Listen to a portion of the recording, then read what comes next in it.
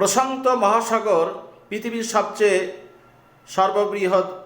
সর্ববৃহৎ এবং সবচেয়ে গভীরতম মহাসাগর, 5টি মহাসাগরের মধ্যে, যার অবস্থান রয়েছে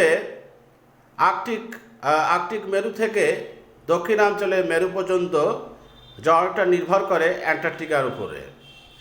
এই প্রশান্ত মহাসাগর বেষ্টিত হয়েছে বা এটার এলাকা জুড়ে রয়েছে, এই মহাদেশগুলো হচ্ছে এশিয়া, অস্ট্রেলিয়া এবং উত্তর আমেরিকা।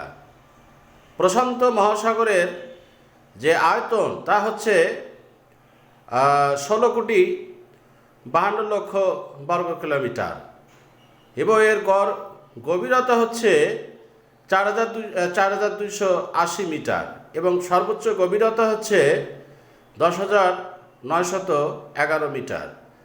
এটি পৃথিবীর উপরিভাগের প্রায় 46% পানি ধারণ করে এবং পৃথিবীর মোট পানির 32% এটা ধারণ করে।